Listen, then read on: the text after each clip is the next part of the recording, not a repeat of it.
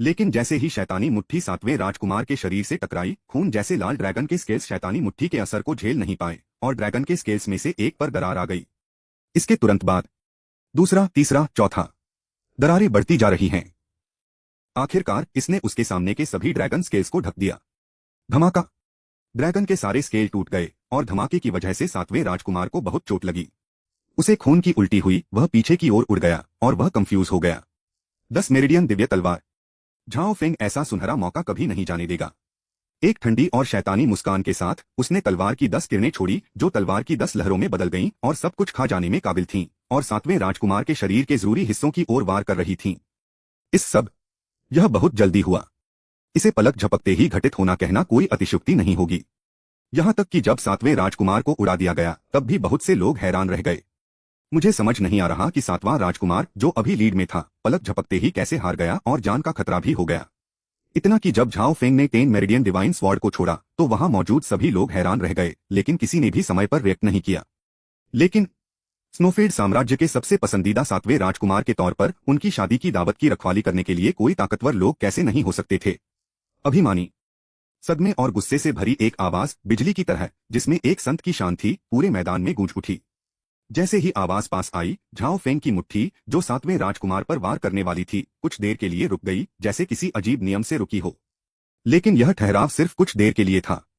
अगले ही पल शैतानी धुंध अपने घमंडी और रौबदार तरीके से सभी नियमों को तोड़ते हुए बाहर निकली और सातवें राजकुमार पर बेरहमी से हमला किया। गड़गड़ाहट! जैसे ही राक्षसी मुट्ठी हमला करने वाली थी, आसमान में एक काली बिजली चमकी जिसके साथ एक हल्की सी आवाज भी आई। इसके तुरंत बाद सभी को हैरानी और अविश्वास हुआ। सातवें राजकुमार का शरीर एक धमाके के साथ फट गया, खून की अनगिनत बूंदों में बदल गया और हड्डी का एक भी टुकड़ा नहीं बचा। काटना! प्लेयर झाओ फेंग को 9 स्टार मार्शल एम्परर जू वुहेन को मारने और 1,000,000,000 experience points, 1,000,000,000 true energy points और 1,000,000,000 डिवाइन स्किल प्रोफिशिएंसी पॉइंट्स पाने के लिए बधाई। खिलाड़ी झाओ फेंग को Divya blood spirit dragon blood line पाने के लिए बधाई। खजाना पर्पल क्लाउड हेवनली रोब पाने के लिए प्लेयर झाओ फेंग को बधाई। बधाई हो। शांत शांत! अब मौत जैसा सन्नाटा है। वहां मौजूद सभी लोगों की कांपती आंखों में अविश्वास और डर का भाव था। उन्हें यकीन ही नहीं हो रहा था कि सातवां राजकुमार जो कुछ देर पहले ही युद्ध के देवता की तरह घमंड से हंस रहा था इतनी बुरी तरह पीटा जाएगा और इतने कम समय में मारा भी जाएगा। नी यू को भी इस पर विश्वास नहीं हुआ। अभी वह सोच रहा था कि झाओ फेंग अपनी सेमिसेंट लेवल की पावर के दबाव में क्यों नहीं था। लेकिन अगले ही पल सातवें राजकुमार को खूनी कीमत चुकानी पड़ी।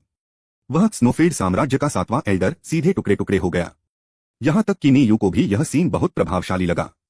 जब तक उसे समझ आया कि क्या हो रहा है, हवा खून की बदबू से भर गई थी और सातवें राजकुमार को मारने वाला अपराधी अब अपनी नई दुल्हन का हाथ पकड़कर तेजी से भाग रहा था। तुमने सातवें राजकुमार को मारने की हिम्मत की। आह! मैं शाही दूत तुम्हारी जिंदा खाल उतार दूंगा और तुम्हारी टेंडन फाड़ दूंगा। नी यूए जोर से दहाड़ा।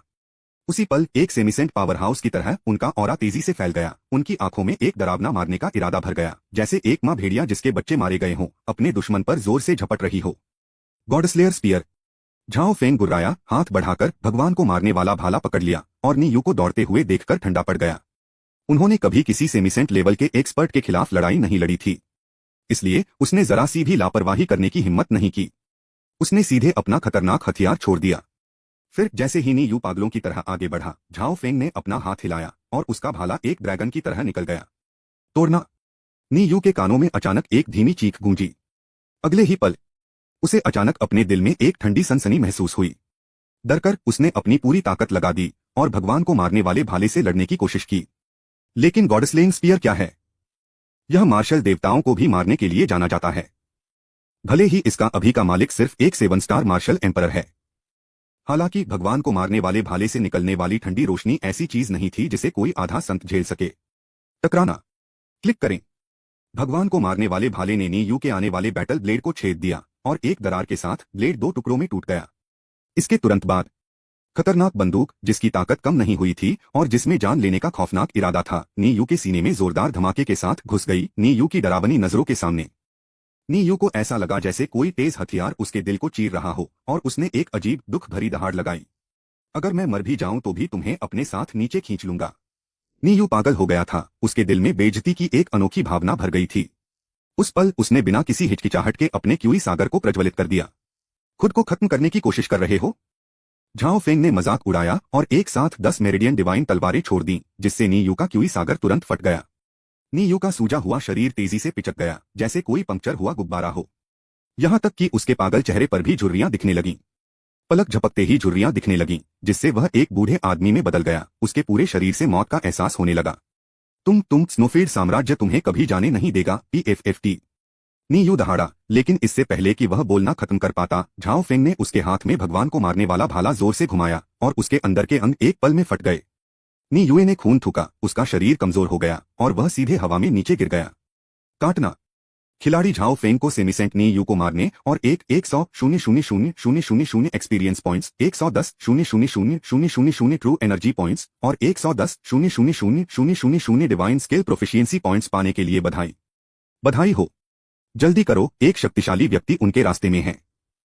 नी यू को मारने के बाद झाओ फेंग ने अभी भी बेसुध यूशी को पकड़ा, तेजी से आगे बढ़ा और क्लाउड पियर्सिंग शटल पर चढ़ गया और भीड़ की हैरान निगाहों के बीच गायब हो गया। अध्याय 295 एक अचानक हमला। वूश। कई बार फुसफुसाने की आवाजें आईं। अगले ही पल सीन में 3 लोग दिखाई दिए। तीनों ने नी यू जैसे कपड़े पहने हुए थे और वे शाही नौकर जैसे लग रहे थे।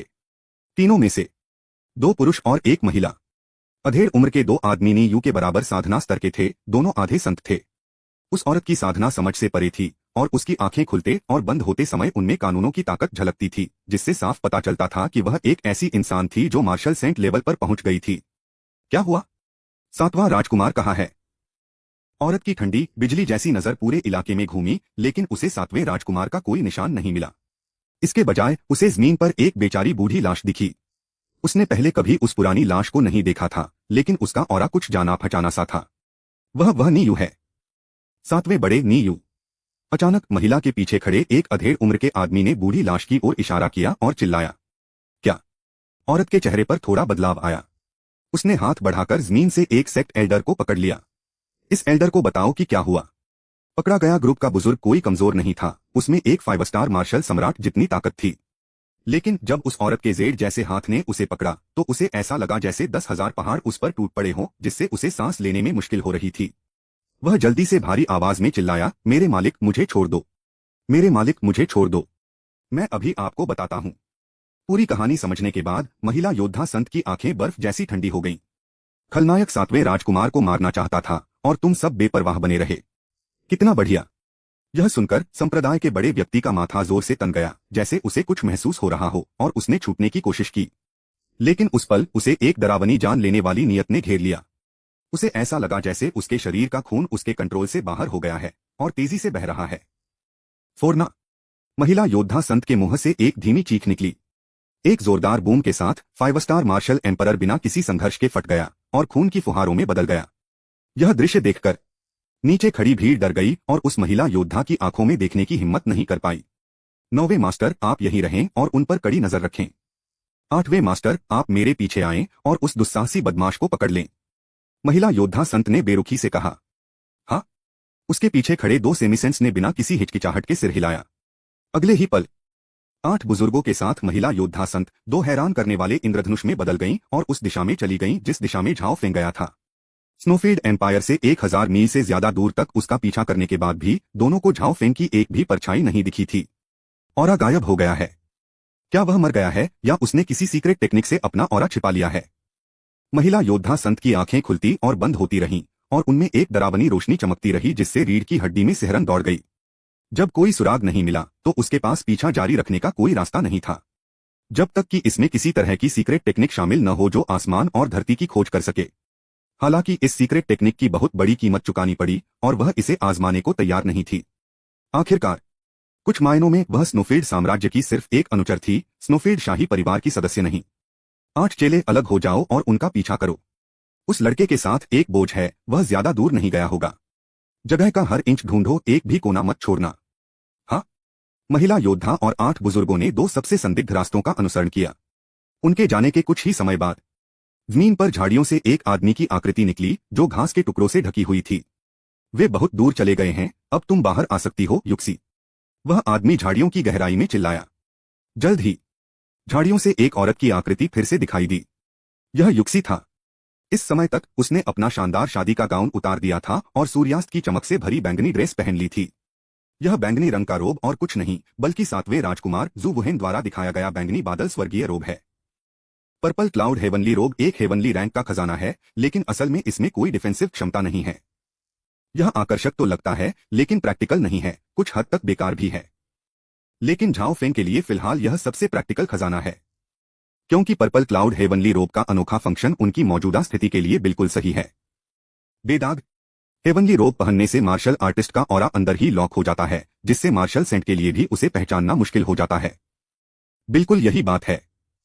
साफ है कि दोनों महिला मार्शल संत से ज्यादा दूर नहीं थे, फिर भी वह उनकी मौजूदगी से पूरी तरह अनजान थी। यह सब इस तरह के दिव्य वस्त्र की वजह से है। जहां तक झाओ फेंग की बात है, उसने धोखे का सहारा लेकर अपना रूप फिर से एक बिखरे हुए अधेड़ उम्र के आदमी जैसा बना लिया। उसका स्वभाव बहुत बदल गया और उसका ऑरा आसमानी और अनप्रिडिक्टेबल हो गया, और इसी तरह वह महिला मार्शल संत को धोखा देने में कामयाब रहा। झाओ फेंग की नजर पर्पल क्लाउड हेवनली रोब पर टिकी देखकर यूशी थोड़ी हैरान रह गई और फिर उसका सुंदर चेहरा लाल हो गया। उसे उस मुश्किल पल में झाओ फेंग के सामने कपड़े बदलने का सीन याद आ गया। हालांकि झाओ फेंग उसकी तरफ पीठ करके खड़ा था, लेकिन यह पहली बार था जब उसने ऐसा कुछ अनुभव किया था। जब भी वह इस बारे में सोचती है तो उसकी फीलिंग्स खास तौर पर कॉम्प्लिकेटेड हो जाती हैं। अरे अरे, जैसा कि सातवें लेवल की पावर से उम्मीद थी, उनके पास पहले से ही एक मार्शल सेंट लेवल का एक्सपर्ट है जो इतनी तेजी से हमारा पीछा कर रहा है।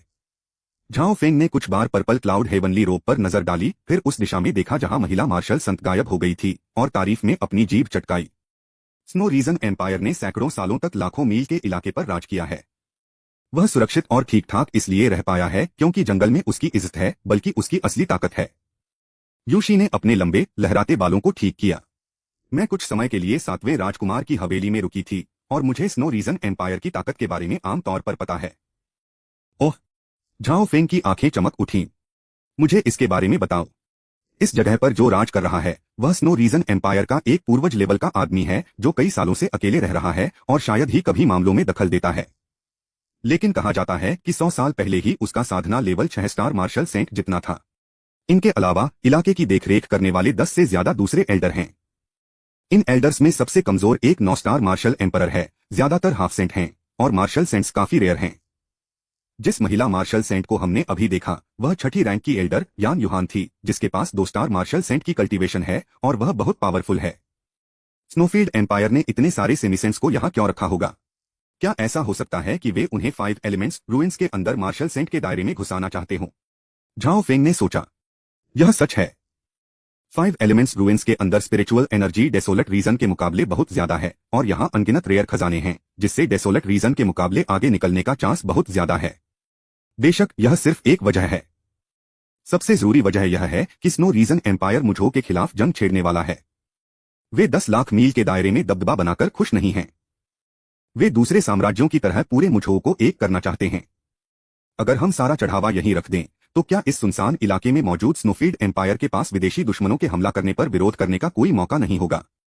तुम स्नो रीजन एम्पायर को कम आंकते हो। जो वुहेन ने बताया कि उसके पिता स्नो रीजन एम्परर पहले ही 9 स्टार मार्शल सेंट दायरे के पीक पर पहुंच चुके हैं और अभी लेजेंडरी मार्शल गॉड दायरे के लिए कोशिश कर रहे हैं। ऐसे एम्परर के इंचार्ज होने पर कौन बिना वजह उन्हें परेशान करेगा? स्नोफील्ड एम्परर के अलावा स्नोफील्ड एम्पायर में कई 7 स्टार, 8 स्टार और यहां तक कि 9 स्टार मार्शल सेंट भी इंचार्ज हैं। जब तक आप मार्शल गॉड लेवल के एक्सपर्ट नहीं हैं, स्नोफील्ड एम्पायर पर हमला करना नामुमकिन है। 9 star marshal saint. Zhao Feng हांफने लगा। उसने सच में स्नो रीजन एम्पायर के रिसोर्स को कम आंका था। उसने उम्मीद नहीं की थी कि एम्पायर में इतना ताकतवर आदमी होगा। उसे बस यही तसल्ली थी कि ये ताकतवर लोग उस सुनसान इलाके में थे और फिलहाल उस पर हमला नहीं कर सकते थे, जिससे उसे सांस लेने का मौका मिल गया। एक बार झाओ अपना आपा खो देगा तो उसका हमला सबसे खतरनाक होगा। अब हम क्या करें? यूशी ने झाओ फेंग से पूछा। क्या आप सातवें राजकुमार के घर के बारे में जानते हैं? झाओ फेंग ने अचानक पूछा। अध्याय 296 सातवें राजकुमार का खजाना। सातवें राजकुमार की हवेली। जो शादी की खुशी वाली पार्टी होनी थी वह झाओ फेंग के आने की वजह से खून खराबे में बदल गई। साम्राज्य ने एक 4 स्टार मार्शल सम्राट, 6 स्टार मार्शल सम्राटों को मारने में सक्षम 3 हथियार और एक अर्धसंत को खो दिया है। और स्नोफील्ड एम्पायर के सातवें राजकुमार, जिसके पास सबसे मजबूत कल्टीवेशन टैलेंट है, ने दिव्य जानवर ब्लड स्पिरिट ड्रैगन का ब्लड लाइन हासिल कर लिया है और उम्मीद है कि वह भविष्य में मार्शल गॉड के दायरे में पहुंचेगा। आप कह सकते हैं कि इस शादी की दावत से न सिर्फ साम्राज्य की इज्जत गिरी बल्कि साम्राज्य को भारी नुकसान भी हुआ।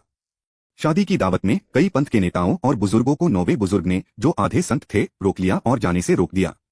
इसमें स्नोफील्ड साम्राज्य के कई राजकुमार शामिल हैं। इस समय ज़ूलो खाली आंखों से आसमान की तरफ देख रही थी। उस जगह पर जहां झाओ फेंग गया था, उसकी आंखें हैरानी से भर गई थीं। वह खुद से बुदबुदा रही थी, यह कैसे हो सकता है? यह कैसे हो सकता है? उसमें इतनी ताकत कैसे हो सकती है? झाओ फेंग के लुक और उसकी ताकत ने उसे एक बेमिसाल झटका दिया। उसने बहुत दिमाग लगाया, लेकिन उसे कुछ समझ नहीं आया। उस दिन की चींटियों में इतने कम समय में इतनी भयानक ताकत कैसे आ गई? उसने न केवल 7वें राजकुमार को मार डाला, जिसकी वह सबसे अधिक प्रशंसा और पूजा करता था, यहां तक कि सेमीसेंट लेवल के रिटेनर भी उसके हाथों में थे और वह एक भी चाल से बच नहीं पाया। यह चाल मार्शल सम्राट की चाल से भी ज्यादा शक्तिशाली है।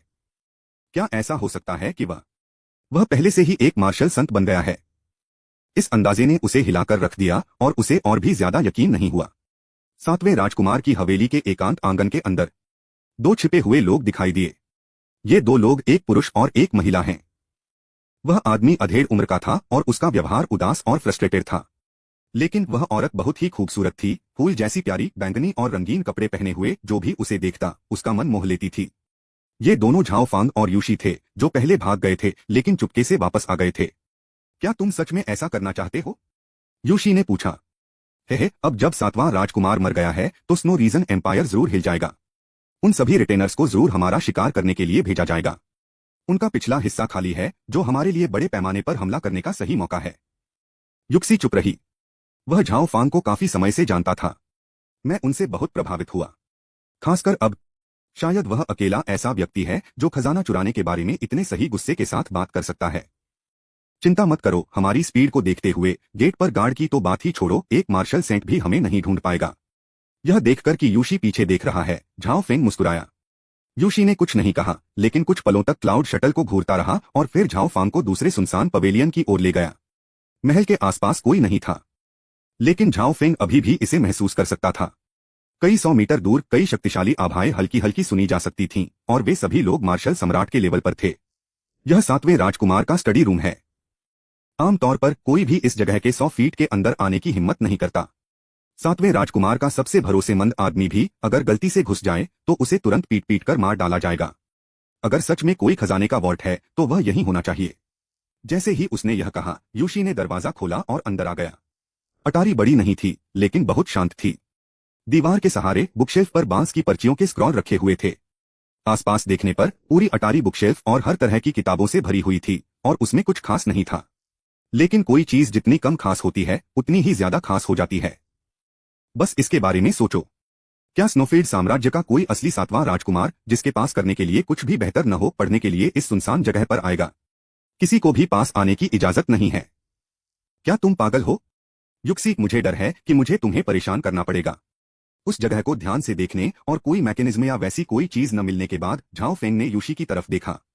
यूशी की जन्मजात सुपरनैचुरल क्षमता बहुत खास है। यह उसे सभी भ्रमों को पार करने में मदद करती है। जब वे अपनी साधना के शिखर पर पहुंच जाते हैं तो वे सभी नियमों को स्पष्ट रूप से समझ सकते हैं।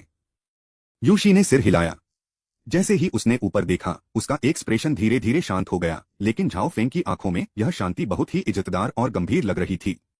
यूशी के शरीर में बहुत ज्यादा सच्ची एनर्जी उमड़ पड़ी, और अगले ही पल जैसे ही उसने अपनी आंखें खोली, उनके अंदर सुनहरी रोशनी की किरणें चमक उठीं। जिस पल मैं उस सुनहरी रोशनी के संपर्क में आया, झाओ फेंग को भी अपने दिल में झटका लगा, मानो वह स्वर्ग की ताकत का सामना कर रहा हो। ऐसा लग रहा था मानो वे इंसान की आंखें नहीं, बल्कि किसी देवता की बड़ी बड़ी आंखें हों। चौंक कर झाओ फेंग ने जल्दी से दूसरी तरफ देखा, और आगे देखने की हिम्मत नहीं हुई। हल्की रोशनी वाले माहौल में चमकदार सुनहरी रोशनी के साथ जो स्टडी पहले सादी और चमकदार थी, वह अचानक सादी नहीं रही।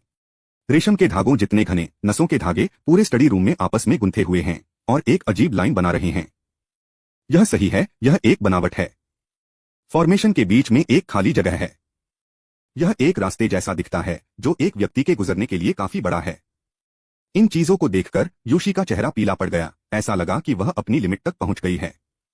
अगले ही पल उसकी आंखों की सुनहरी रोशनी फीकी पड़ गई। उसने एक दबी हुई आह भरी और पीछे की ओर लड़खड़ा गई।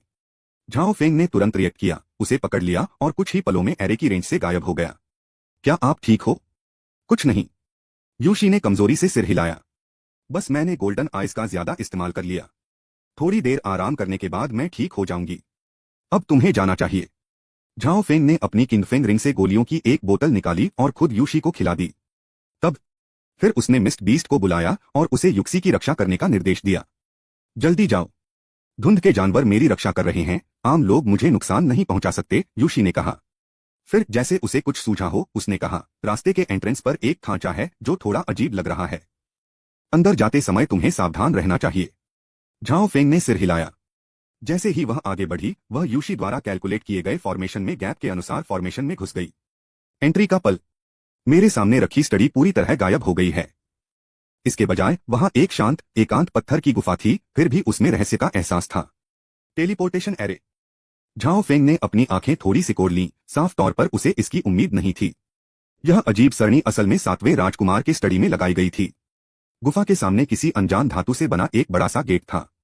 यह बड़ा गेट 10 झांग से भी ज्यादा ऊंचा है और मेन गेट की तुलना में यह हॉल को सपोर्ट करने वाला मेन पिलर है।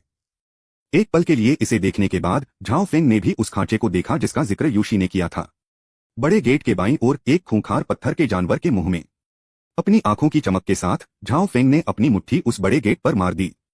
गड़गड़ाहट की आवाजें जारी रहीं, लेकिन उनके सामने का बड़ा सा गेट खुलने का कोई संकेत नहीं दिखा। झाओ फेंग ने तुरंत भौहें चढ़ाई। सैक्रिफाइस डेमन फिस्ट को इस्तेमाल करने समेत कई कोशिशों के बाद भी बड़ा गेट नहीं खोला जा सका। इससे झाओ फेंग को बहुत झटका लगा। शु वुहेन ने आखिर अंदर ऐसा क्या छिपाया था कि उसे ऐसा गेट मिल गया जिसे सैक्रिफाइस डेमन फिस्ट भी हिला नहीं सका। जितना ज्यादा ऐसा होता गया झाओ फेंग उतना ही ज्यादा जिज्ञासु होता गया। लेकिन क्योंकि ब्रूट फोर्स बेकार था इसलिए उसने दूसरे तरीके इस्तेमाल करना शुरू कर दिया। उदाहरण के लिए उस खूंखार पत्थर के जानवर के मुंह में अंगूठे के आकार का एक खांचा है। अध्याय 297 हिम क्षेत्र पूर्वज। खांचे के ऊपर खून की हल्की गंध फैली हुई थी। यह सच में अजीब है। झाओ फेंग खून की उस गंध से अनजान नहीं था, क्योंकि उन्होंने खूनी गंध में दिव्य जानवर ब्लड स्पिरिट ड्रैगन की आभा का पता लगाया। क्या ऐसा हो सकता है कि सिर्फ ब्लड स्पिरिट ड्रैगन के ब्लड लाइन वाले ही इस दरवाजे को खोल सकते हैं? झाओ फेंग की आंखें चमक उठीं, लेकिन जितना ज्यादा वह इसके बारे में सोचता उतना ही उसे लगता कि यह बहुत मुमकिन है। उसने अपने दांतों को हल्के से पीसकर खून की एक बूंद बाहर निकाली जो खांचे पर टपक गई। पलक झपकते ही पत्थर का जानवर जो बिना हिले डुले था जिंदा हो गया। उसने अपना मुंह खोला और ब्लड स्पिरिट ड्रैगन के खून की बूंद निगल ली। घटनाओं के इस अचानक मोड़ ने झाओ फेंग को चौंका दिया। झाओ फेंग को ऐसा लगा जैसे कोई उसकी ओर देख रहा हो। उसे इस बात से बहुत डर लगा कि उस नजर का सोर्स एक पत्थर का जानवर था जिसकी आंखें खुदी हुई नहीं थीं। हे भगवान, यह क्या बकवास है? झाओ चौंक गया और जल्दी से पीछे हट गया। उसका चेहरा काफी पीला लग रहा था, लेकिन वह एहसास कुछ पल का था। वह एक पल में गायब हो गया, बिना किसी निशान के गायब हो गया, जैसे कि वह कभी था ही नहीं। लेकिन झाओ फेंग चुप रहा। उसका चेहरा गंभीर था और वह पत्थर की जानवर की मूर्ति को ध्यान से देख रहा था। गड़गड़ाहट। बड़ा सा दरवाजा धीरे धीरे खुला और पूरा पहाड़ ऐसे हिल गया जैसे वह किसी भी पल गिरने वाला हो। जैसे ही बड़ा गेट खुला झाओ फेंग की आंखों के सामने एक बड़ा अंडरग्राउंड महल दिखाई दिया। इससे अनगिनत कीमती एनर्जी निकली जिसमें एक मजबूत और आकर्षक आभा थी। झाओ फेंग की आंखें पत्थर की जानवर की मूर्ति और हॉल में रखे कई खजानों को देखकर चमक उठीं, लेकिन वह हिचकिचाया। अगर पत्थर की जानवरों की मूर्तियां न होतीं, वह जरूर बिना किसी हिचकिचाहट के अंदर जाएगा और सारा खजाना लूट लेगा। लेकिन पत्थर के जानवर की मूर्ति की अभी अभी की नजर ने उसे झटका दिया और उसे बहुत ज्यादा परेशानी महसूस हुई। उसे पक्का नहीं पता था कि मेन हॉल में घुसने के बाद क्या होगा, लेकिन इतना बड़ा खजाना सामने होने के बावजूद खाली हाथ लौटना उनके स्वभाव में नहीं था। यह तो बस एक मूर्ति है। अगर यह मुझे सच में डराती है तो मैं फिर कभी किसी का सामना कैसे कर पाऊंगी? ठंडी सांस लेते हुए झाओ फेंग मेन हॉल में नहीं गया। इसके बजाय उन्होंने स्थिति की जांच करने के लिए एक 5वें टियर का बैटल पेट जारी किया। 5वें दर्जे के बैटल पेट को बिना किसी नुकसान के 10,000 साल पुराने स्पिरिचुअल जिनसेंग को लेकर, जिसमें बहुत ज्यादा एनर्जी थी, बाहर निकलते देखकर झाओ फेंग की आखिरी सावधानी भी काफी हद तक खत्म हो गई। उन्होंने अपना बैटल पेट और 10,000 साल पुराना स्पिरिचुअल जिनसेंग एक तरफ रख दिया और सीधे मेन हॉल में चले गए। लेकिन जैसे ही झाओ फेंग ने मेन हॉल में खजाने देखे उसकी आंखें चमक उठीं। उसकी बात करे तो यह पहली बार नहीं था जब उसने ऐसा खजाना देखा था। नांगोंग शाही परिवार के छोटे खजाने को छोड़ दें तो ग्रेट रुइंस फॉरेस्ट में झील के बीच में बने छोटे से द्वीप पर खजानों की संख्या अनगिनत है। ऐसे शानदार मौके देखने के बाद बाओ वूली के मामले में झाओ फांग में कुछ हद तक सेल्फ कंट्रोल होना चाहिए। लेकिन 7वें राजकुमार का खजाना देखकर वह खुद को रोक नहीं सका और तुरंत उत्साहित हो गया। 7वें राजकुमार के पास ज्यादा खजाने नहीं हैं। कुल मिलाकर यह संख्या 100 भी नहीं है, लेकिन हर एक मास्टरपीस में एक मास्टरपीस है। पुराने जिनसेंग को छोड़ दें तो यहाँ जमा किए गए ज्यादातर खजाने ऊपरी ग्रेड के अर्थ रैंक के हैं और कुछ तो ऐसे भी हैं जो हेवन रैंक के शुरुआती स्टेज तक पहुंच गए हैं। झाओ को जिस बात ने और भी ज्यादा प्रभावित किया वह यह थी, उन्होंने 2 हेवनली रैंक वेपन भी खोजे। सिस्टम द्वारा दिए गए एक्सचेंज रेट के अनुसार हेवनली रैंक ट्रेजर को कम से कम 10 मिलियन सुप्रीम कॉइन में एक्सचेंज किया जा सकता है। झाओ फेंग ने अंदाजा लगाया कि अगर वह इन सभी खजानों को बदल सकता है तो वह अपने 100 मिलियन सुप्रीम कॉइन्स के कर्ज का लगभग 60 से 70 चुका सकता है। हाँ, किस्मत हिम्मत वालों का साथ देती है, पुराने जमाने के लोग सही थे। झाओ फेंग दिल खोलकर हंसा। इस समय वह उस अजीब एहसास को भूल चुका था जो पत्थर की जानवर की मूर्ति ने उसे दिया था। अपने हाथ के एक इशारे से उसने खजानों पर लगी सील तोड़ दी। उसने भगवान को मारने वाले भाले का इस्तेमाल करके खजानों पर लगी सील को जबरदस्ती तोड़ा और उन्हें एक एक करके किंग फेंग रिंग में डाल दिया। मेन हॉल में सारे खजाने जब्त करने के बाद झाओ फेंग ने उसे देखा, अनेक खजानों के पीछे छिपा हुआ, दर्जनों प्रतिबंधों से सीलबंद एक अंडा, दरारों से भरा एक अंडा जो किसी भी पल टूटने के लिए तैयार है। अंडा बहुत बड़ा था, एक घर जैसा। अचानक अंदर से निकलने वाली तेज जिंदगी की जगह हवा में मौत का हल्का सा माहौल फैल गया। एक मरा हुआ अंडा। जो गुहेन अपने खजाने की तिजोरी में एक मरा हुआ अंडा क्यों रखेगा? इसके अलावा उसने मरे हुए अंडे पर जो पाबंदियां लगाई हैं वे दूसरे खजानों पर लगाई गई पाबंदियों से कई गुना ज्यादा हैं। झाओ फेंग मरे हुए अंडे के पास गया, उसे ऊपर से नीचे तक ध्यान से देखा और यह पक्का करने के बाद कि अंडा बेजान है, उसका एक्सप्रेशन और भी अजीब हो गया। 7वें राजकुमार की खजाने की तिजोरी को छिपाने की बड़ी योजना से झाओ फेंग को पता चला कि स्नो रीजन एम्पायर का यह मशहूर चमत्कारी आदमी मूर्ख नहीं था, बल्कि वह बहुत चालाक था। ऐसे लोगों की उम्मीदें बहुत ज्यादा होती हैं। अगर वह सच में एक मरा हुआ अंडा होता तो उसे दबाने के लिए वह इतनी परेशानी नहीं उठाता। तो यह अंडा अजीब है। मरे हुए अंडे को देखकर झाओ फेंग का एक्सप्रेशन थोड़ा बदल गया। कुछ देर सोचने के बाद उसने अपनी अंदाजा लगाने की स्किल का इस्तेमाल किया और उसे जो जानकारी मिली वह ठीक वैसी ही थी जैसा उसने अंदाजा लगाया था। लेकिन जैसे जैसे यह बात बढ़ती गई झाओ फेंग उतना ही जिज्ञासु होता गया। चाहे वे जिंदा हो या मरे हों, जब से हमने उन्हें ढूंढ लिया है हम उन सबको लूट लेंगे। जैसे ही झाओ फेंग ने मजाक उड़ाया, गॉडस्लेइंग स्पीयर ने 1.5 पर लगी रोक को तोड़ दिया और उसे सीधे ले लिया। लेकिन उसने ध्यान नहीं दिया। जैसे ही उसने मरे हुए अंडे को उठाया, उसके नीचे से हरी रोशनी की एक किरण निकली जो दिखाई देने के साथ ही तेजी से गायब हो गई। एक ही समय पर एक और अंडरग्राउंड महल के अंदर। महल खजानों से भरा हुआ था जो क्वालिटी और क्वांटिटी दोनों में 7वें राजकुमार के खजाने से कहीं ज्यादा था। एक बुजुर्ग आदमी जिसका अंदाज बहुत अच्छा और दूसरी दुनिया जैसा था, सफेद बाल और जवान चेहरा, खजाने की तिजोरी के बीच में पालथी मारकर बैठा था और साधना कर रहा था। यह बनावट जो जमीन के नीचे की आध्यात्मिक नसों से जुड़ी है, बहुत ज्यादा आध्यात्मिक एनर्जी सोखती और छोड़ती है। यहाँ एक दिन की कड़ी साधना बाहर 1 महीने की साधना के बराबर है। जमीन के नीचे की नसों से लगातार बह रही आध्यात्मिक ऊर्जा के बहाव से बूढ़े आदमी का शरीर लगातार बेहतर हो रहा था और उसकी साधना का लेवल भी तेजी से सुधर रहा था। ठीक तभी नीली रोशनी की एक चमक दिखाई दी और बूढ़े आदमी का शरीर थोड़ा कांप उठा। उनका शरीर जो बहुत समय से हिला नहीं था, धूल से पूरी तरह ढका हुआ था। बूढ़े आदमी ने अपनी आंखें खोली और उसे बहुत ठंडी और डरावनी नजरें दिखाई दी। मेडुसा की सील टूट गई है। शियाओ क्यूई को क्या हुआ है? वह यह आसान काम भी ठीक से नहीं कर पा रही है। गुस्से में आकर बूढ़े आदमी ने पूरे अंडरग्राउंड एरिया को एक डरावनी आभा से घेर लिया। उस ठंडी ताकत के असर से बूढ़े आदमी के आसपास सैकड़ों फीट के दायरे में सब कुछ बर्फ के क्रिस्टल में बदल गया। मैं देखना चाहता हूं कि मेरे सामने मेडुसा का अंडा ले जाने की हिम्मत कौन करता है, जू युआनहाई। बूढ़े आदमी ने ठंडी आवाज में कहा। अगर कोई बूढ़े आदमी को यह कहते हुए सुन ले, यह निश्चित रूप से आत्मा को झटका होगा, क्योंकि स्नो रीजन एम्पायर पर राज करने वाले 6 स्टार मार्शल संत पूर्वज का नाम जू युआनहाई है। क्या हो रहा है? मुझे दिल की धड़कन क्यों तेज हो रही है? जैसे ही उसने मरा हुआ अंडा लिया, झाओ फेंग के दिल में एक अजीब सी धड़कन महसूस हुई। वह बहुत खतरनाक एहसास था। ऐसा लग रहा था जैसे किसी खूंखार जीव ने उन्हें निशाना बनाया है। खासकर जब वह बड़े गेट से गुजरा तो पत्थर की जानवर की मूर्ति को देखते ही उसकी भावना और भी साफ हो गई। मेरी मेडुसा किसने चुराई? तभी धरती की अंतहीन गहराइयों से एक गुस्से भरी दहाड़ आई। जैसे ही उसने आवाज सुनी, झाओ फेंग का एक्सप्रेशन एकदम बदल गया। बिना उस पर नजर डाले वह क्लाउड पियर्सिंग शटल पर चढ़ गया और पूरी स्पीड से भाग गया। चैप्टर 298 भगवान को मारने वाला भाला एक बार फिर अपनी भयानक ताकत दिखाता है। क्लाउड शटल की गति बहुत तेज है। झाओ फेंग ने शटल लाइट पर पैर रखा और पलक झपकते ही 7वें राजकुमार के खजाने से बाहर निकल गया। जैसे ही वे अपने पीछे की डरावनी आभा को दूर करने वाले थे, लेकिन उस पल झाओ फेंग के सामने अचानक एक बूढ़ी आकृति प्रकट हुई। बूढ़े आदमी का चेहरा बहुत धुंधला था, जैसे वह किसी भी पल गायब हो जाएगा। लेकिन ऐसे शरीर के साथ भी आध्यात्मिक ऊर्जा में बहुत ज्यादा उतार चढ़ाव होता है। एक 4 सितारा मार्शल संत झाओ फेंग की नजर थोड़ी तेज हो गई और वह रुक गया और उस बूढ़े आदमी को घूरने लगा जो वहां आया था। ओह! बूढ़े आदमी ने झाओ फेंग को ध्यान से देखा और उसकी ठंडी आवाज तुरंत गूंजी, तुम कौन हो? तुम शियाओ क्यूई के खजाने में कैसे पहुंचे और मेडुसा का अंडा कैसे चुराया? नहीं, इस खजाने की तिजोरी में शियाओ क्यूई का छोड़ा हुआ ब्लड लाइन गाइड है। जिनके पास blood spirit dragon blood line नहीं है वे यहां बिल्कुल भी नहीं आ सकते। आप असल में कौन हैं?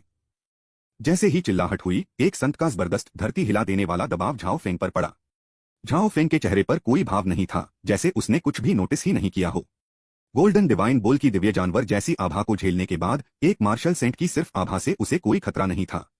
तुम मेरे मार्शल सेंट की शक्ति का सामना करने के लिए काफी कुछ हो।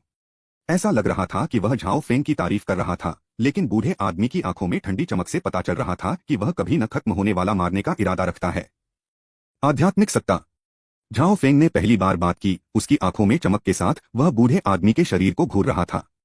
तुम्हें कुछ जानकारी है? बूढ़े आदमी ने मजाक उड़ाया। यह मेरा एक अवतार है। हालांकि इसमें मेरी असली ताकत का सिर्फ 30 है, लेकिन यह तुम जैसे छोटे चोर से निपटने के लिए काफी है। झाओ चौंक गया। एक 4 स्टार मार्शल संत का क्लोन। असली मालिक की खेती कितनी मजबूत होनी चाहिए? इस तरह बूढ़े आदमी की पहचान साफ हो जाती है। क्या आप स्नो रीजन के पूर्वज हैं, स्नो एबिसी? झाओ फेंग ने गहरी आवाज में पूछा। क्या मेरा नाम ऐसा है जिसे तुम्हारी तरह चींटी भी पुकार सके?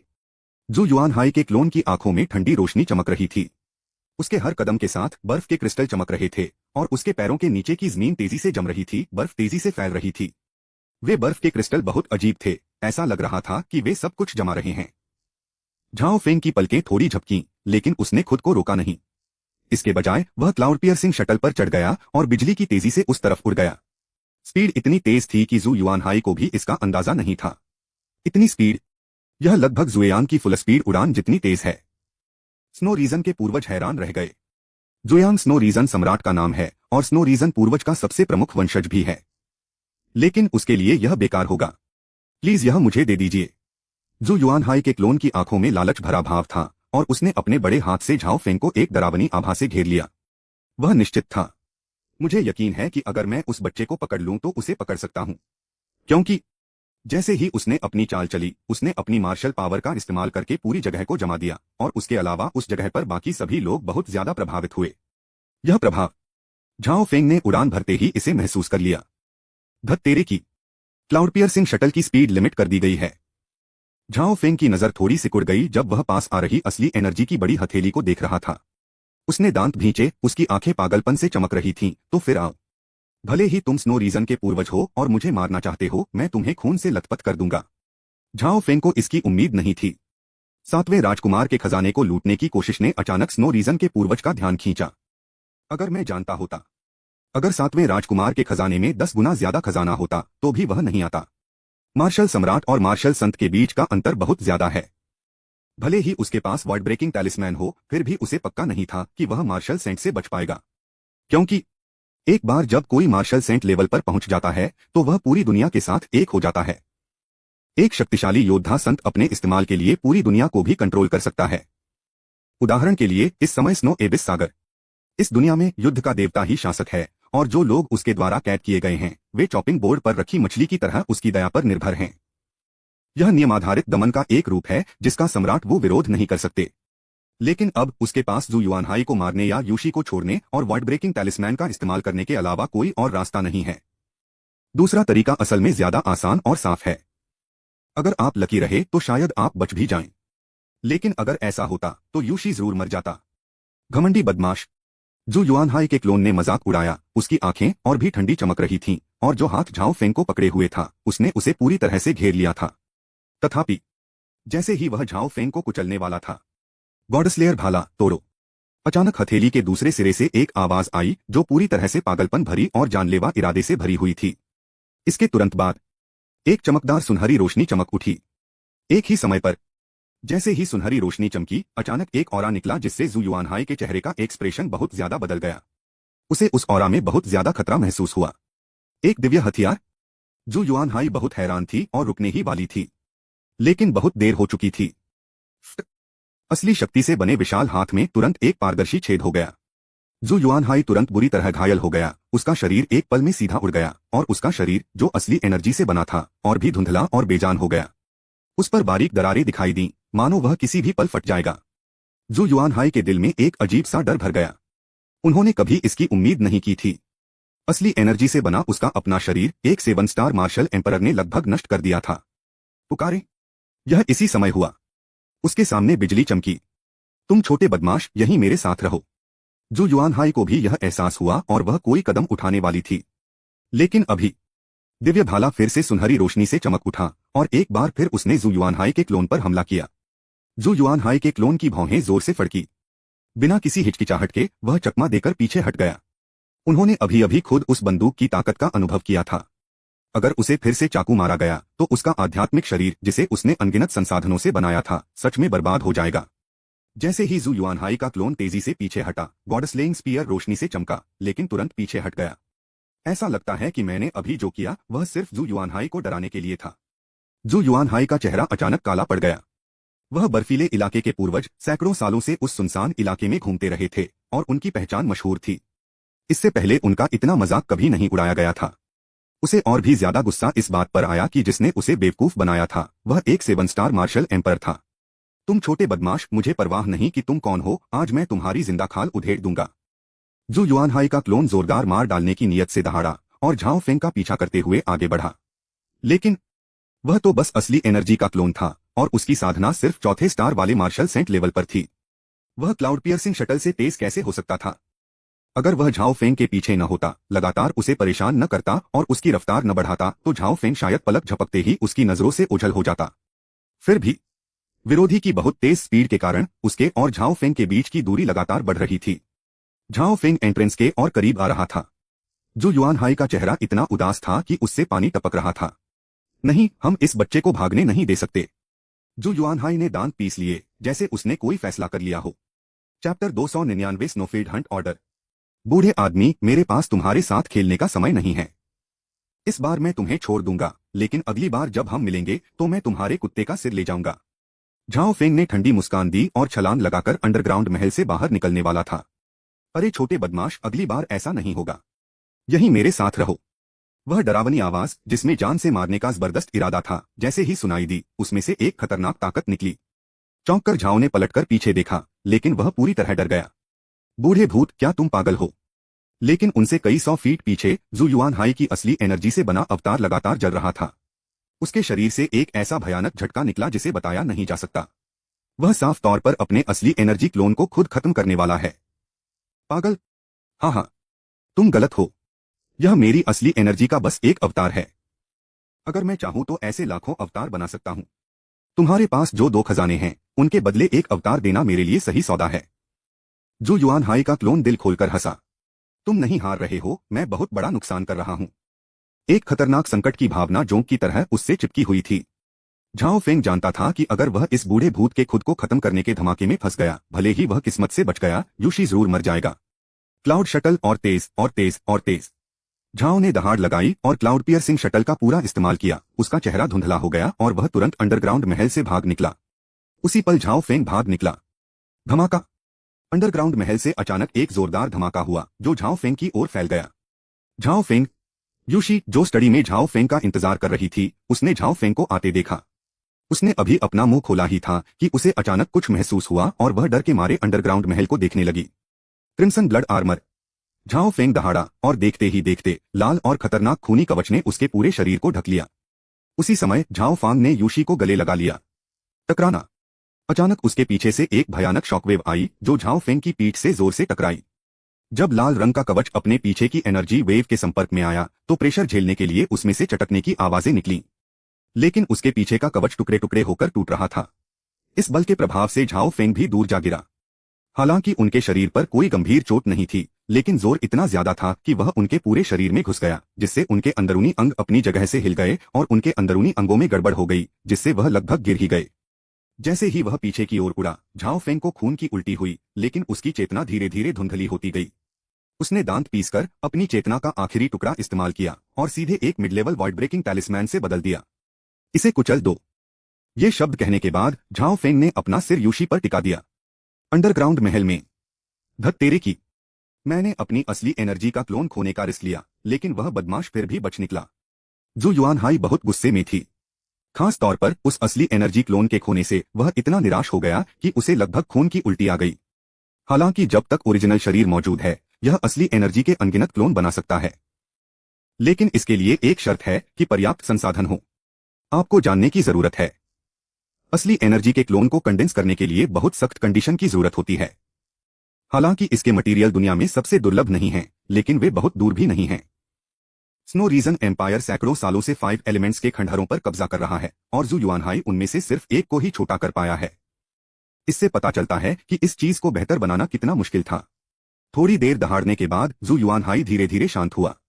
उसकी ठंडी नजरें इधर उधर घूमी और आखिर में उसने आह भरी, अगर मेरी कल्टीवेशन टेक्निक के लिए मुझे एक ऐसे क्रिटिकल पॉइंट पर नहीं पहुंचना पड़ता जहां से मैं आसानी से यह जगह नहीं छोड़ सकता, तो इस बार मैं उस बदमाश को खुद ही पकड़ लेता।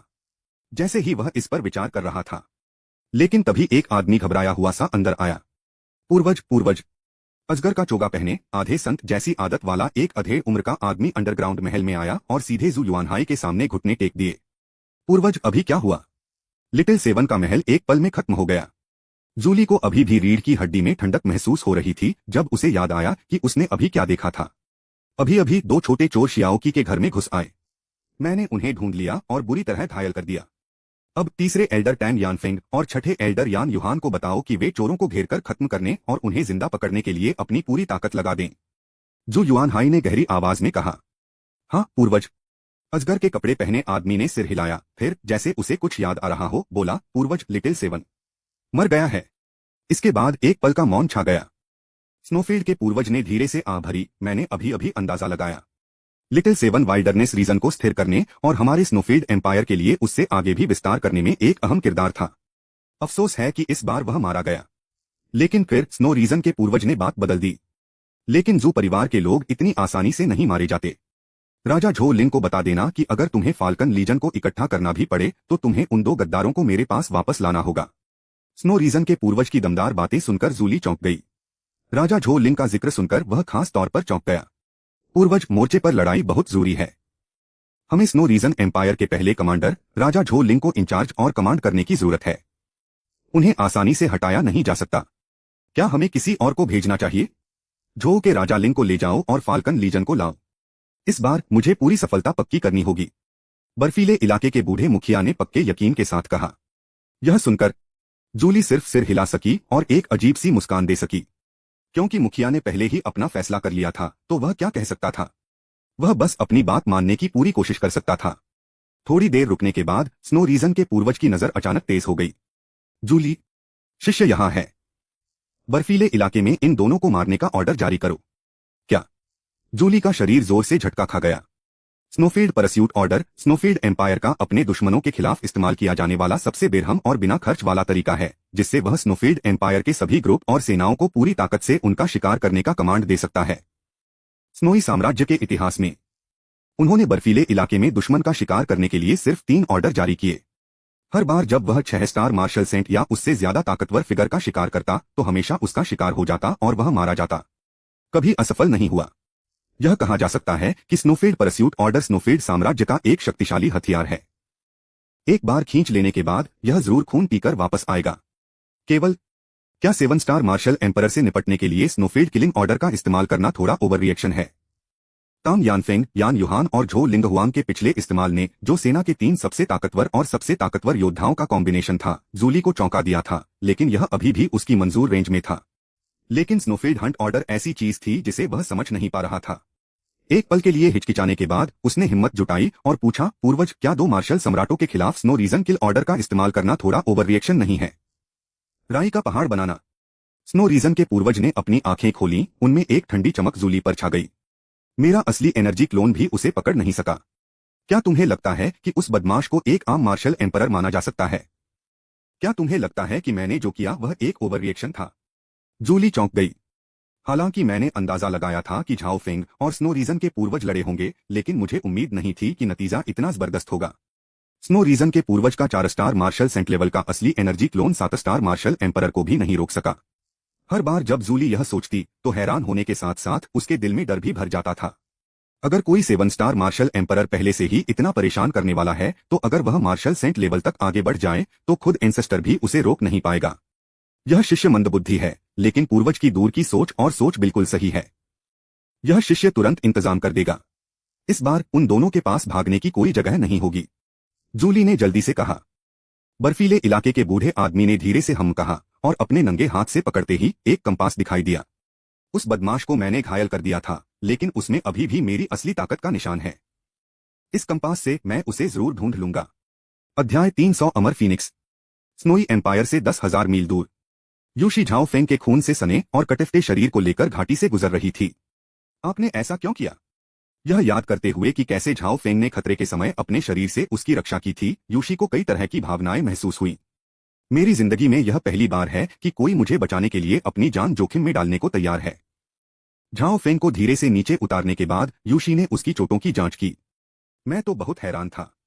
जब झाओ फेंग ने स्नो रीजन एम्पायर छोड़ा तो उसके अंदरूनी अंग काम करना बंद कर दिए। वह गंभीर रूप से घायल हो गया और मौत के कगार पर था। अभी ज्यादा समय नहीं हुआ है। उसके खराब हो चुके अंदरूनी अंगों की मरम्मत बहुत तेजी से हो रही थी। यह एक ऐसा नजारा था जिसे आमतौर पर समझा नहीं जा सकता। हालांकि पूरी तरह से ठीक नहीं हुआ, लेकिन इस रफ्तार से झाओ फेंग निश्चित रूप से आधे महीने से भी कम समय में अपनी सबसे अच्छी हालत में वापस आ जाएगा। अरे पागल, जो चोट किसी और के लिए जानलेवा हो सकती है उससे तुम मरोगे भी नहीं। तुम हो कौन? यूशी ने झाओ फेंग को देखा और मन ही मन बुदबुदाई। थोड़ा ब्रेक लें। यूशी और झाओ फेंग फिर से निकल पड़े। 3 दिन बाद झाओ फेंग ने अपनी आंखें खोली, लेकिन वह अभी भी कमजोर था।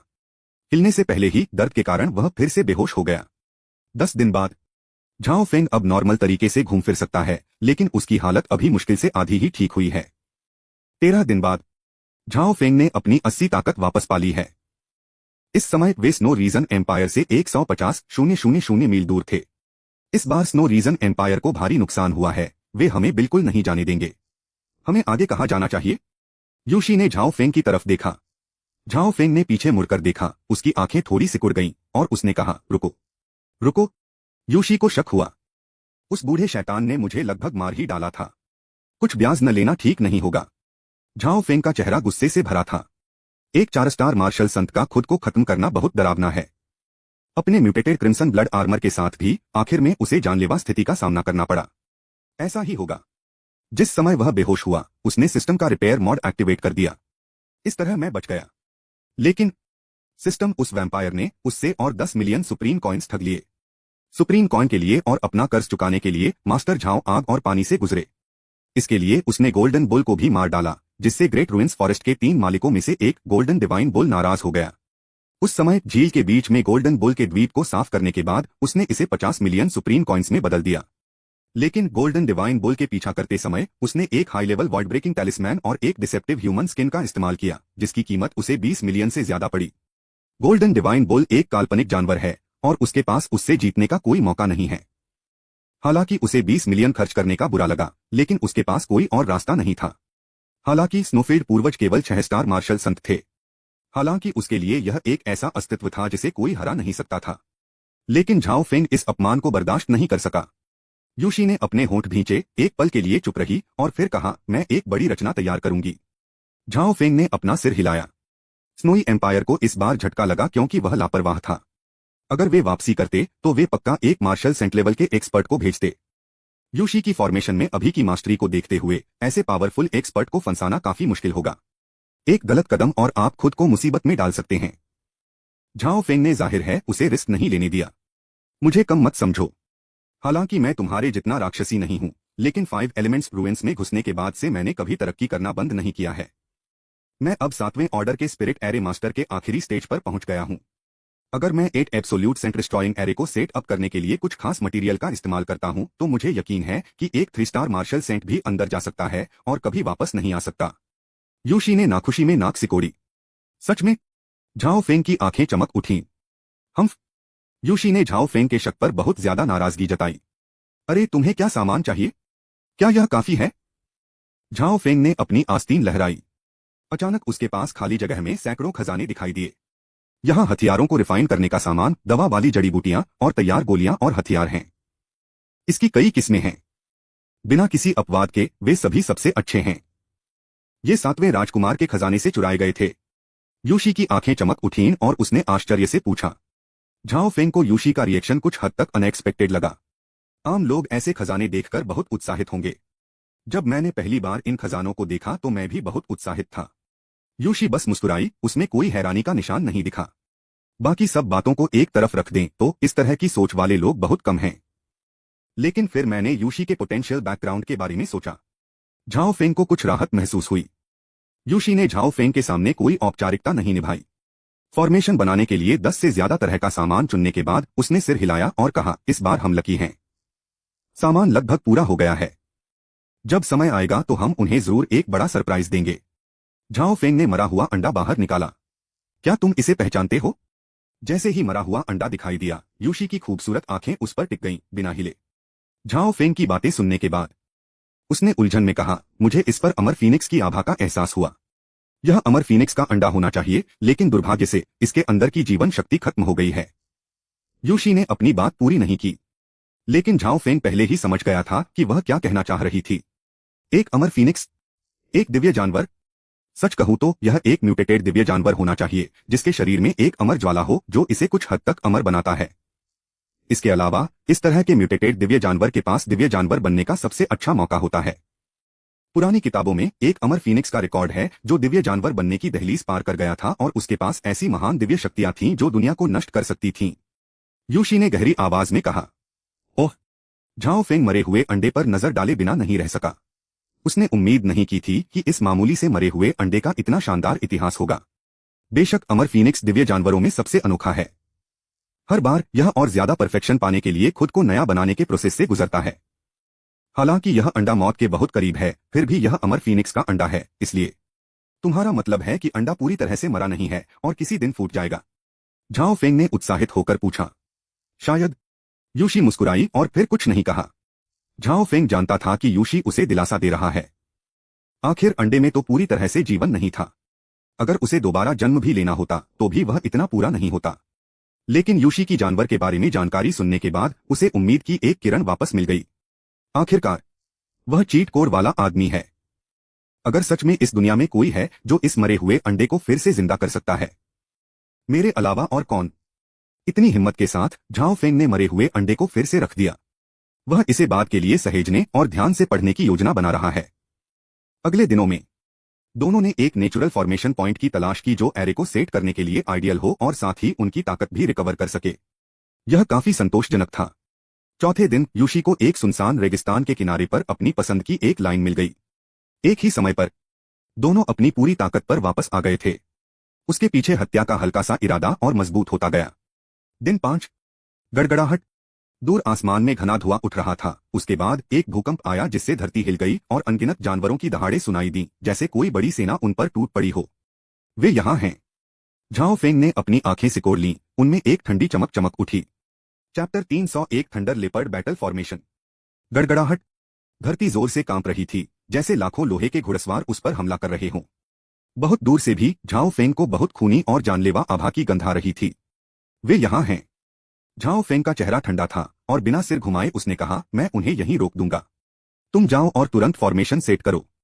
यूशी ने अपने लाल होठों को थोड़ा सा भींचा, कहा, सावधान रहना, और फिर जाने के लिए मुड़ गई। एक पल इंतजार करें।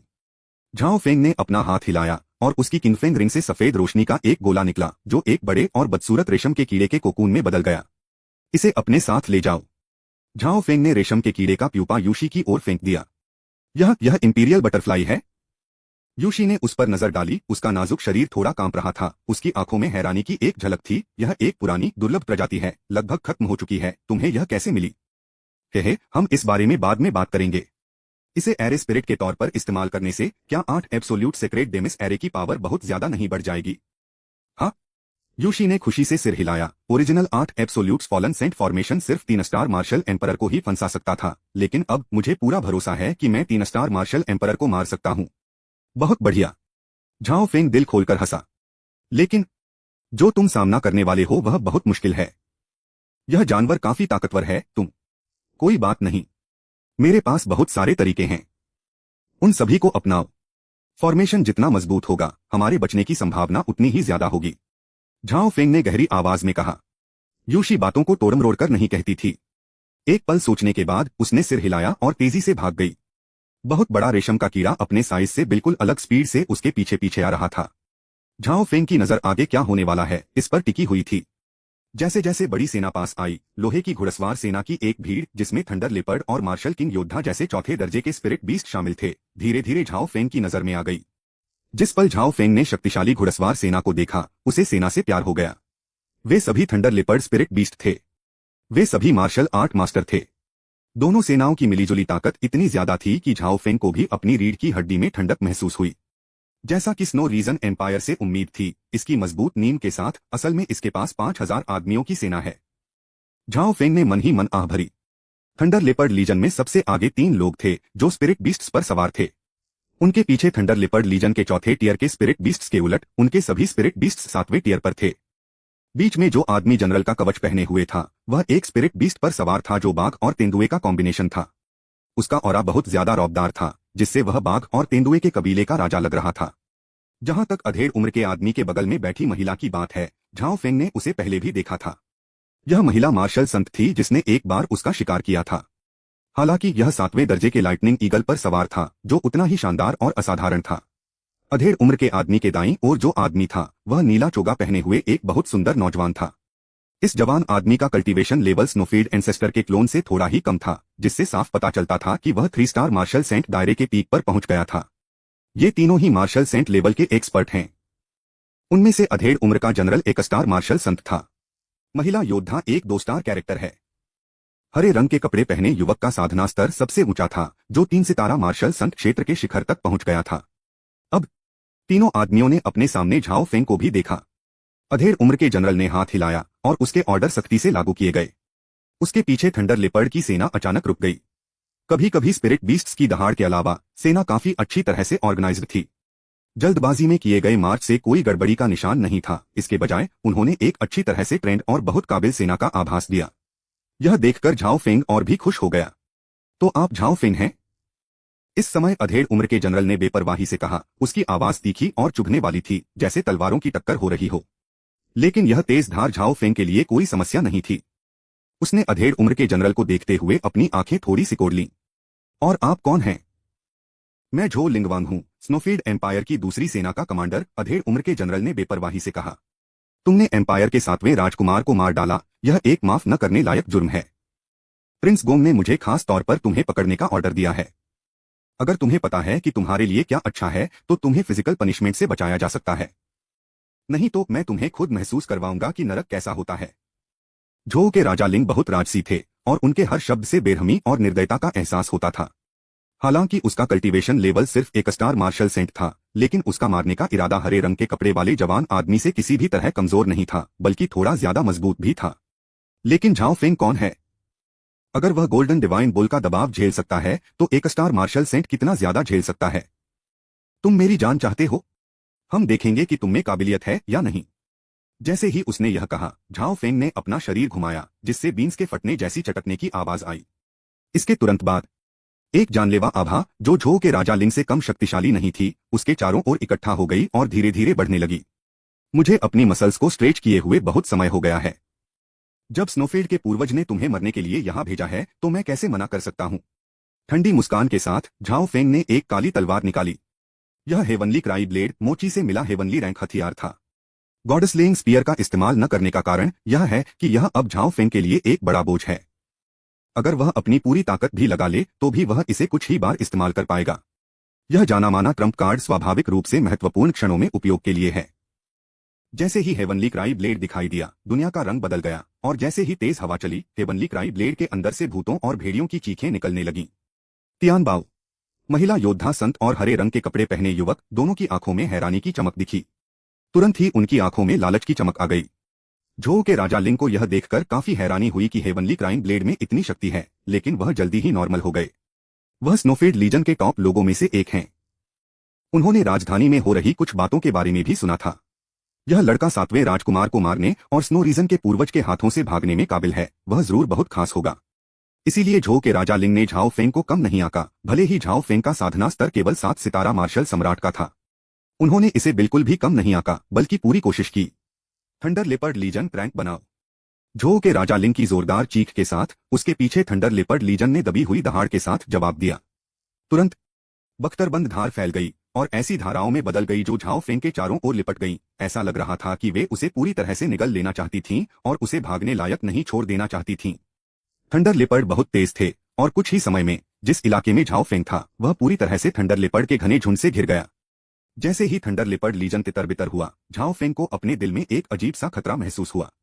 उसने थंडर लेपर्ड लीजन के डिस्ट्रीब्यूशन को बहुत गंभीरता से देखा, फिर अचानक उसकी आंखें सिकुड़ गईं और वह हैरानी से बोला, एक अरेंजमेंट, उनमें कुछ समझ है। यह एक बैटल फॉर्मेशन है जो बैटल फॉर्मेशन स्पिरिट को इकट्ठा कर सकता है। उन्हें सिर्फ इसलिए कम मत समझो क्योंकि वे मार्शल किंग लेवल पर सिर्फ चौथे टियर के स्पिरिट बीस्ट्स हैं। उनमें से 5000 के साथ वे एक बैटल फॉर्मेशन स्पिरिट को इकट्ठा करने में कामयाब रहे हैं जो 7वें टियर के आखिरी स्टेज पर है।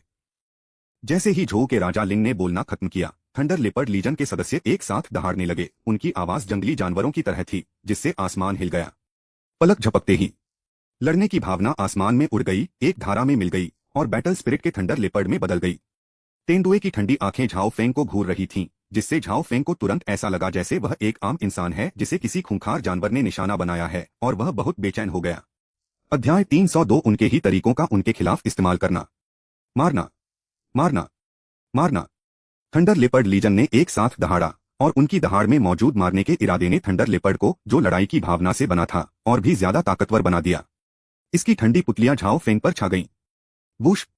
बिना कोई हरकत किए वह अचानक वहां से गायब हो गया। लेकिन जैसे ही लड़ाई की भावना गायब हुई, झाओ फेंग की नजर तेज हो गई और उसने साफ देखा कि लड़ाई की भावना उस पर हमला कर रही थी। लेवल 2 बेर्सकर। झाओ फेंग अचानक चिल्लाया और रहस्यमयी रून्स उसके चारों ओर घूमने लगे, जो उसके शरीर पर शक्तिशाली रूस से भरी धारियों में बदल गए। धारियों के जुड़ने से झाओ फेंग का ऑरा बढ़ गया। एक पल में वह 4 स्टार मार्शल सम्राट से 7 स्टार मार्शल सम्राट बन गया। बैंगनी बिजली चमक। उसी समय झाओ फेंग ने हेवनली क्राई ब्लेड का सबसे शक्तिशाली किलिंग मूव इस्तेमाल किया। यह मना किया गया मूव, जिसके लिए शुरू में यूजर के एसेंस और खून की बड़ी मात्रा लेनी पड़ती थी, झाओ फेंग ने तब शुरू किया जब उसने डिवाइन स्किल प्रोफिशिएंसी के 10 लाख पॉइंट्स ले लिए थे। आसमान में बैंगनी बिजली चमकी, फिर दिखाई देते ही गायब हो गई। बूम! लड़ाई की लाइन के ऊपर अचानक एक ताकतवर और खतरनाक लहर उठी। इस हमले की ताकत से लड़ाई की गायब हो चुकी भावना की मूर्ति बाहर निकल गई। लेकिन आखिरकार यह लड़ाई की भावना है, बिना शरीर के, जिससे इसे खत्म करना मुश्किल हो जाता है। जब तक लड़ने की इच्छा शक्ति खत्म नहीं होगी, लड़ने की इच्छा शक्ति की भावना अपने आप खत्म हो जाएगी। लेकिन यह साफ तौर पर नामुमकिन है। बैंगनी बिजली चमक। झाओ फेंग के चेहरे पर कोई भाव नहीं था, क्योंकि हेवनली क्राई ब्लेड ने एक बार फिर बैंगनी बिजली का एक बोल्ट छोड़ा। अपनी जबरदस्त स्पीड के बावजूद स्पिरिट ऑफ वॉर पर बैंगनी बिजली गिरी और वह उड़ गया। इस महत्वपूर्ण क्षण में झाओ फेंग ने जरा भी आराम नहीं किया। एक साथ करीब 1 दर्जन बैंगनी बिजली के बोल्ट छोड़े गए, जो सभी स्पिरिट ऑफ बैटल इंटेंट पर लगे। यहां तक कि स्पिरिट ऑफ वॉर को भी लगातार वार झेलना मुश्किल हो रहा था। जोश कुछ कम लग रहा था। थंडर लेपर्ड लीजन के सदस्य भी अपनी लड़ने की भावना के खिंचाव के कारण झटके से घायल हो गए थे और उनके चेहरे बहुत पीले पड़ गए थे। अरे, वे अभी भी उसे नहीं मार सकते। झाओ घबरा गया। अपनी अभी की ताकत के साथ वह जो पर्पल लाइटनिंग फ्लैश छोड़ता है, वह पक्का 9 स्टार मार्शल एम्परर को भी डराने के लिए काफी पावरफुल है। 1 दर्जन से ज्यादा डरावनी शॉकवेव एक साथ आईं। यहां तक कि एक 9 स्टार मार्शल सम्राट भी अपाहिज हो जाएगा अगर वह न मरे। लेकिन लड़ाई की भावना से बना थंडर लेपर्ड फिर भी मजबूती से खड़ा रहा, भले ही वह घावों से भरा हुआ था। मारना। यह देखकर झो के राजा लिंग के चेहरे पर कोई भाव नहीं रहा और उसने अपने बड़े हाथ से फिर से दबाया। मार, मार, मार, मार, मार, मार, मार, मार। 7 लड़ाई की आवाजें आसमान में गूंज उठीं, जो जबरदस्त मार डालने के इरादे से भरी थीं और बाहर तक फैल गईं। बैटल स्पिरिट, जो बुरी तरह घायल हो गई थी, उसे ऐसा लगा जैसे उसने कोई सुपर टॉनिक ले लिया हो और वह तुरंत अपने पीक पर आ गई। उसके शरीर पर एक भी चोट नहीं आई थी। इसके अलावा उसके शरीर पर मारने का इरादा पहले से दोगुने से भी ज्यादा मजबूत था। यह थोड़ा अशुभ लग रहा है। झाओ फेंग ने थोड़ा सा मुंह बनाया, लेकिन अभी सोचने का समय नहीं था। बैटल इंटेंट की स्पिरिट से बना थंडर लेपर्ड बिजली की तरह तेजी से आया। फक करना। झाओ फेंग ने बिना किसी डर के ठंडी सांस ली और चुनौती का सामना करने के लिए हेवनली क्राई ब्लेड लहराया। भूतों और भेड़ियों की चीख पुकार के बीच झाओ फेंग और लेई बाओ आपस में भिड़ गए। उनमें से कोई भी आम इंसान नहीं था। खास तौर पर लेई बाओ लड़ाई की भावना का एक रूप था, जिसमें लगभग अमरता थी। इसके अलावा उसकी साधना का लेवल झाओ फेंग के लेवल को दबा देता था। जल्द ही झाओ फेंग के शरीर पर कई और घाव हो गए। अगर वह काफी तेज नहीं होता और अगर उसने जबरदस्ती के बजाय गुरिल्ला तरीके नहीं अपनाए होते तो शायद अब तक उसका चूराचूर हो चुका होता। मुझे लगा था कि उनमें एंसेस्टर की पकड़ से बचने की कोई स्वर्ग को मात देने वाली ताकत है, लेकिन अब लगता है कि वे कुछ खास नहीं हैं। हरे रंग के कपड़े पहने युवक तांग यानफेंग, जो स्नो रीजन एम्पायर के तीसरे बुजुर्ग थे, ने मजाक उड़ाया। महिला मार्शल संत यान युहान, जो एक तरफ खड़ी थीं, कुछ नहीं बोली, लेकिन उनकी चमकदार आंखों में निराशा झलक रही थी। केवल झो के राजा लिंग ही शांत रहे। सालों तक सेना की कमान संभालने और लड़ाई में हिस्सा लेने से उन्हें लड़ाई के मैदान के हमेशा बदलते नेचर और दुश्मन को कम आंकने की कीमत का अच्छी तरह पता चल गया है। क्योंकि यह व्यक्ति पैट्रियार्क नांगोंग से बच निकला, तो वह कोई आम इंसान नहीं होगा। शायद अब वह जो दिखा रहा है वह उसकी असली ताकत नहीं है। अगर तुम्हारी ताकत सच में ऐसी है तो बदकिस्मती से आज तुम्हारी मौत तय है। झो के राजा लिंग ने फिर से अपने बड़े हाथ से दबाया और फिर अचानक एक ठंडी और गंभीर आभा से भरी धीमी दहाड़ लगाई, मार डालो। झो के राजा लिंग में लड़ने की एक पागल भावना पैदा हुई। यह लड़ाई के इरादे वाले एक बड़े खंभे जैसा था जो आसमान में उड़ रहा था और लड़ाई के इरादे वाली हजारों धाराओं में मिल रहा था। जब दोनों एक हो गए तो स्पिरिट ऑफ वॉर आसमान में गरजने लगा और एक भयानक मारक आभा ने स्वर्ग को भर दिया। बूम! एक दबी हुई आवाज सुनाई दी। शुरू में बैटल स्पिरिट सिर्फ 9 स्टार मार्शल एम्परर के बराबर थी, लेकिन किंग झो लिंग की बैटल स्पिरिट के असर से इसकी आभा बढ़ गई, 7वें रैंक की बेड़ियों को तोड़कर 8वें रैंक के शुरुआती स्टेज तक पहुंच गई। तुरंत झाओ फेंग का चेहरा खराब हो गया। अगर लेट स्टेज 7वें टियर का अपोनेंट भी इतना मुश्किल है तो हम अर्ली स्टेज 8वें टियर के अपोनेंट को कैसे हराएंगे। 8वें रैंक के शुरुआती स्टेज में थंडर लेपर्ड ने अपनी स्पीड कई गुना बढ़ा ली थी। झाओ फेंग, जो क्लाउड सोअरिंग इमोर्टल स्टेप का इस्तेमाल कर रहा था, उसे पहले से ही उससे निपटना थोड़ा मुश्किल लग रहा था। हालांकि स्पीड के मामले में झाओ फेंग को दबाना साफ तौर पर नामुमकिन है। बादल भेदने वाला शटल। झाओ फेंग ने एक शटल हवा में उछाला और झाओ फेंग उस पर चढ़ गया। एक तेज हरकत के साथ वह अचानक स्पिरिट ऑफ बैटल इंटेंट के पीछे दिखाई दिया। बैंगनी बिजली चमक। इस बार झाओ फेंग ने कुछ भी नहीं रोका और पूरी ताकत लगा दी। एक पल में 30 से ज्यादा बैंगनी बिजली के बोल्ट निकले और स्पिरिट ऑफ बैटल इंटेंट की अजीब हालत भी आधी अधूरी रह गई। स्पिरिट ऑफ वॉर से जुड़ी 5000 थंडर लिपर्ड लीजन और खुद किंग झो लिंग सभी बहुत पीले पड़ गए थे। एक और खजाना। तांग यानफेंग की आंखों में चमक आ गई। राजा झो लिंग, जब आप उससे निपट नहीं सकते तो मुझे, आपके विनम्र सेवक को यह करने दीजिए। राजा झो लिंग की आंखें चमक उठीं। वह स्वाभाविक रूप से जानता था कि इस समय तांग यानफेंग का कदम साफ तौर पर झाओ फेंग के हाथों में मौजूद खजाने पर था, लेकिन उसका इरादा इसे रोकने का नहीं था। शटल जैसे खजाने की स्पीड देखने के बाद उसे पता चल गया था कि वह उसे पकड़ नहीं पाएगा। अगर वह खुद को उससे लड़ने के लिए मजबूर भी करता तो उसे गंभीर चोटें ही लगती, जो इसके लायक नहीं था। क्योंकि तुम खजाना चुराना चाहते हो तो आगे बढ़ो। मैं देखना चाहता हूं कि क्या तुम, तांग यानफेंग, ऐसा करने के लिए किस्मत वाले हो। झो के राजा लिंग की आंखें चमक उठीं और उसने हंसी उड़ाई, लेकिन वह पहाड़ की तरह स्थिर रहा। दूसरी तरफ की महिला योद्धा संत को शटल के आकार का खजाना देखकर बहुत लालच आया, लेकिन जब उसने तांग यानफेंग को बाहर निकलते देखा तो वह हिचकिचाई और उसने हमला नहीं किया। उसकी ताकत तांग यानफेंग से कम है, इसलिए अगर वह कोई एक्शन भी लेती है तो नतीजा जरूर निराशाजनक होगा। तांग यानफेंग को अपनी ओर दौड़ते देख झाओ फेंग को बिल्कुल भी डर नहीं लगा। जैसे ही उसका शरीर हिला, बैंगनी बिजली के बोल्ट लगातार गिरे, जिससे तांग यानफेंग का हमला रुक गया। एक पल के बाद तांग यानफेंग न सिर्फ खजाना छीनने में नाकाम रहा, बल्कि झाओ फेंग के कपड़ों के किनारे को भी छू नहीं सका। इसके अलावा बैंगनी बिजली गिरने से उसकी हालत बहुत खराब हो गई। Flame wind domain. Tang Yanfeng का चेहरा उदास था। उसने ठंडी सांस ली और सीधे अपने मार्शल सेंट दायरे को एक्टिवेट कर दिया, जिससे झाओ फेंग घिर गया। झाओ फेंग लंबे समय से तांग यानफेंग के इलाके को लेकर सतर्क था, इसलिए वह उसे अपनी मनमानी नहीं करने देता था। यह देखकर कि वह अपने डोमेन को एक्टिवेट करने के संकेत दे रहा था, वह तुरंत क्लाउड पियर्सिंग शटल पर तेजी से पीछे हट गया। तांग यानफेंग के साथ उलझते रहो। लेकिन तांग यानफेंग आखिर एक 3 स्टार मार्शल सेंट था और उसकी ताकत कोई आम बात नहीं थी। भले ही वह झाओ फेंग का मुकाबला नहीं कर सका, लेकिन उसके कभी कभी होने वाले इनडायरेक्ट हमलों से झाओ फेंग को ऐसा लगता था जैसे वह मौत के साथ तलवार पर नाच रहा हो। मेरी प्यारी आंटी, जल्दी करो। अगर तुम थोड़ी भी देर करोगी तो मैं मर जाऊंगा। जब झाओ फेंग भागा तो उसने मन ही मन आह भरी। ठीक तभी पीछे से एक अजीब सी चीखने की आवाज आई। आवाज बहुत अजीब थी और किसी भूत प्रेत की दहाड़ जैसी नहीं थी। लेकिन जैसे ही झाओ फेंग ने आवाज सुनी, उसका चेहरा खुशी से चमक उठा। एक झटके में क्लाउड पियर्सिंग शटल ने दिशा बदली और सीधे उसके पीछे आ गई। अध्याय 303 परम तत्व पतित संत निर्माण। क्लाउड शटल बहुत तेज था, पलक झपकते ही क्षितिज में गायब हो गया।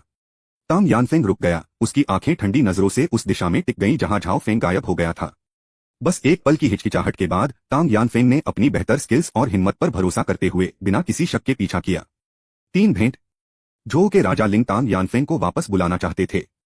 तांग यानफेंग ने उसे पूरी तरह से नजरअंदाज कर दिया और नीली रोशनी आसमान में फैल गई और राजा झो लिंग और उसके साथी की नजरों से ओझल हो गई। महिला मार्शल संत की आंखें झपक रही थीं, वह पीछा करना चाहती थी, लेकिन आखिर में उसकी नजर झो लिंग राजा भगवान पर पड़ी। झो के राजा लिंग, आप इस गिरफ्तारी के इंचार्ज हैं। आप क्या सुझाव देते हैं कि हम क्या करें? पीछा करना। झो लिंग ने जोर से चिल्लाकर हाथ हिलाया। थंडर लेपर्ड लीजन, जो एक दूसरे के चारों ओर घूमती हुई अनगिनत धाराओं जैसी लग रही थी, थंडर लेपर्ड्स की दहाड़ के बाद हमला करने के लिए आगे बढ़ी। किंग झो लिंग सच में स्नो रीजन एम्पायर के एक फर्स्ट रेट कमांडर के तौर पर अपनी रेपुटेशन पर खरे उतरे हैं। उनकी मिलिट्री टैक्टिक्स में ऑर्थोडॉक्स और अनऑर्थोडॉक्स टैक्टिक्स के प्रिंसिपल्स का बहुत अच्छे से मेल है। यह थंडर लेपर्ड लीजन